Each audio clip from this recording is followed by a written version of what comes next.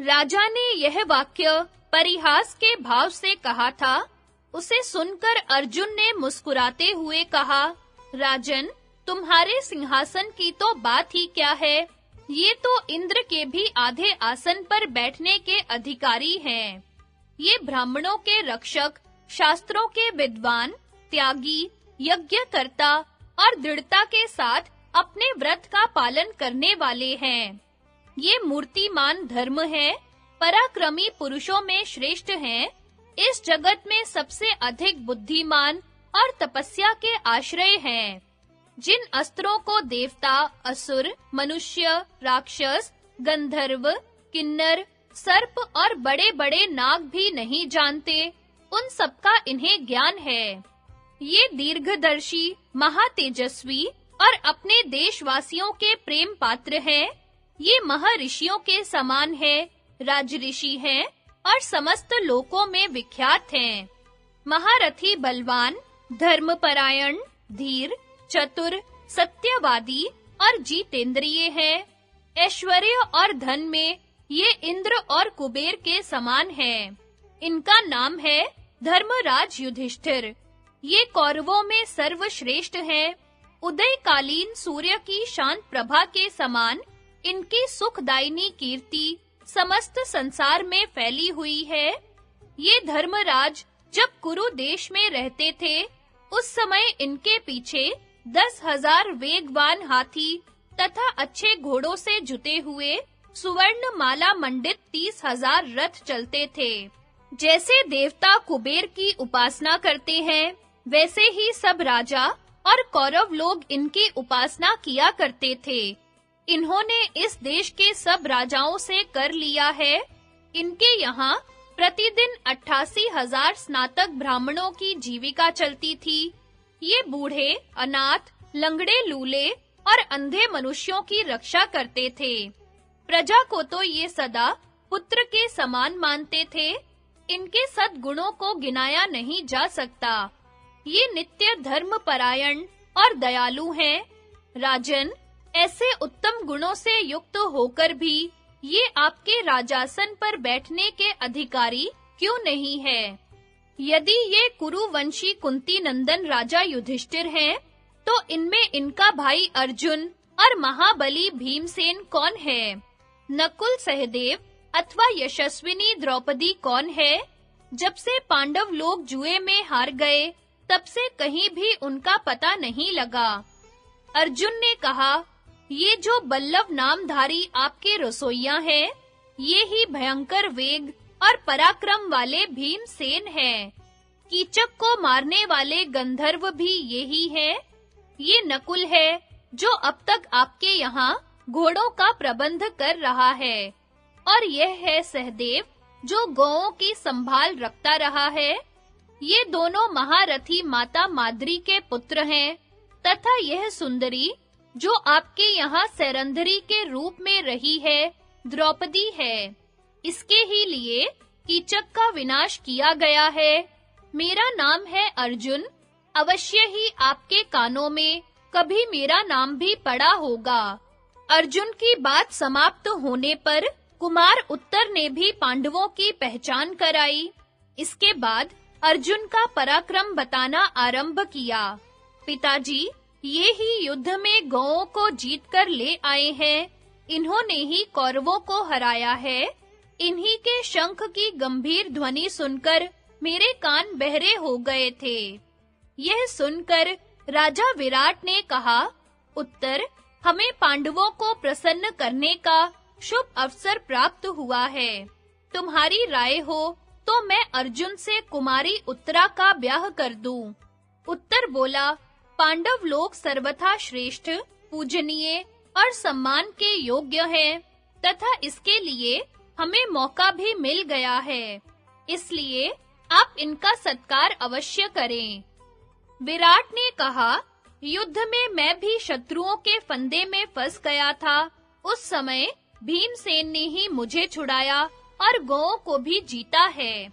मैंने अनजान में राजा युधिष्ठिर को जो कुछ अनुचित वचन कहे हैं, उनके लिए धर्मात्मा पांडुनंदन मुझे क्षमा करें।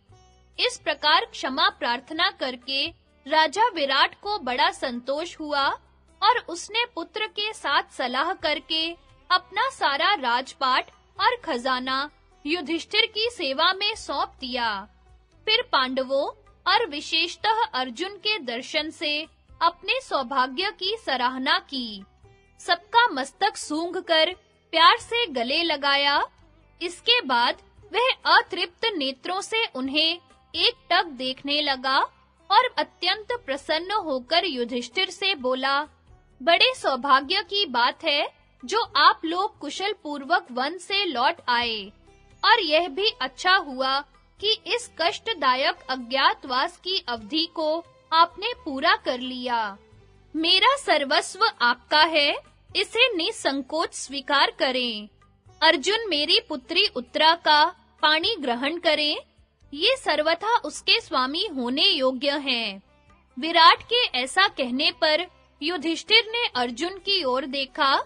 तब अर्जुन ने मत्स्यराज को इस प्रकार उत्तर दिया, राजन, मैं आपकी कन्या को अपनी पुत्र वधू के रूप में स्वीकार करता हूँ। मत्स्य और भरत वंश का यह संबंध उचित ही है। अभिमन्यु के साथ उत्तरा का विवाह।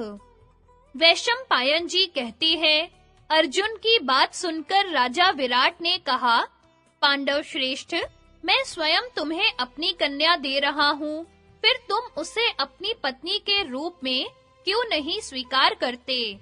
अर्जुन ने कहा, राजन, मैं बहुत काल तक आपके रनिवास में रहा हूँ और आपकी कन्या को एकांत में तथा सबके सामने पुत्री भाव से ही देखता आया हूँ।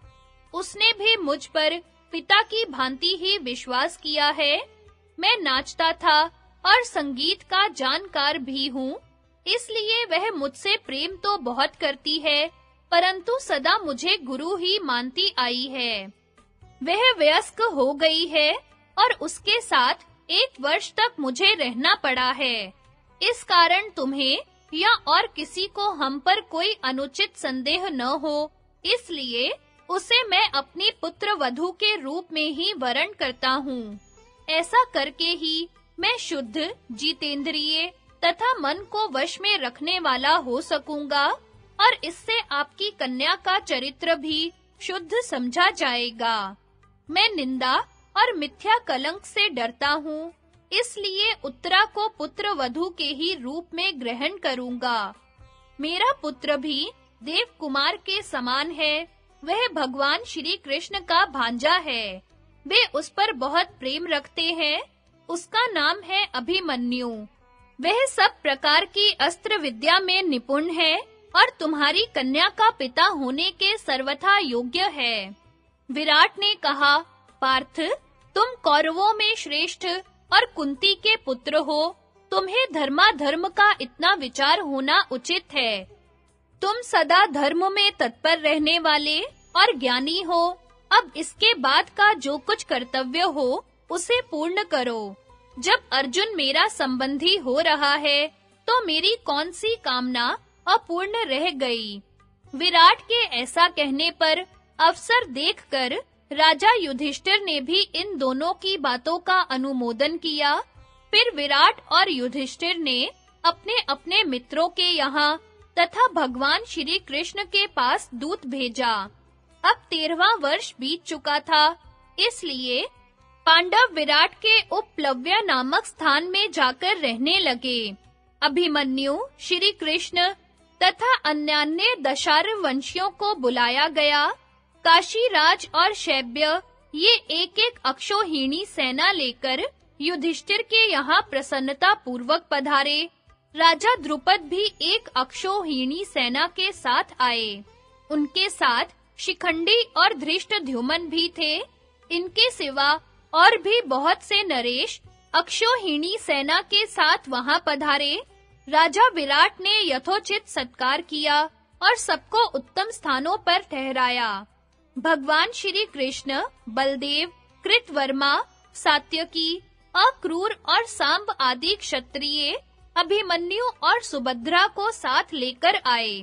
जिन्होंने द्वारका में 1 वर्ष तक वास किया था, वे इंद्रसेन आदि सारथी भी रथों सहित वहां आ गए।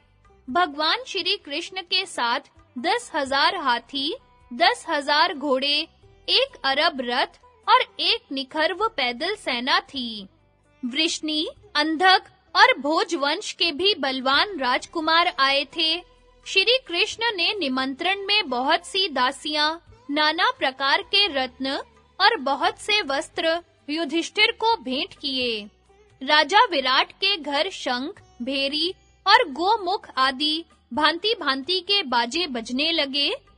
अंतःपुर की सुंदरी स्त्रियां नाना प्रकार के आभूषण और वस्त्रों से सज-धज कर, कानों में मणिमय कुंडल पहने, रानी सुदेशना को आगे करके महारानी द्रौपदी के यहाँ चली। वे राजकुमारी उत्तरा का सुंदर श्रृंगार करके उसे सब ओर से घेरे हुए चल रही थी। द्रौपदी के पास पहुंचकर उसके रूप, संपत्ति और शोभा के सामने सब फीकी पड़ गईं। अर्जुन ने सुभद्रा नंदन अभिमन्यु के लिए सुंदरी विराट कुमारी को स्वीकार किया। उस समय वहां इंद्र के समान वेशभूषा धारण किए राजा युधिष्ठिर भी खड़े थे। उन्होंने भी उत्तरा को पुत्र वधू के रूप में अंगीकार किया। तदनंतर भगवान श्री कृष्ण के सामने अभिमन्यु और उत्तरा का विवाह हुआ।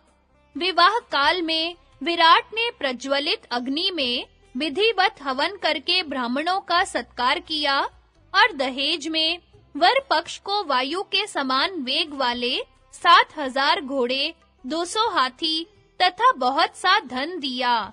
साथ ही राजपाट, सेना और खजाने सहित अपने को भी सेवा में समर्पण किया। विवाह संपन्न हो जाने पर युधिष्ठिर ने भगवान श्री कृष्ण से भेंट में मिले हुए धन में से ब्राह्मणों को बहुत कुछ दान किया। हजारों गौएं, रत्न, वस्त्र, भूषण, वाहन, बिछौने तथा खाने पीने की उत्तम वस्तुएं अर्पण की।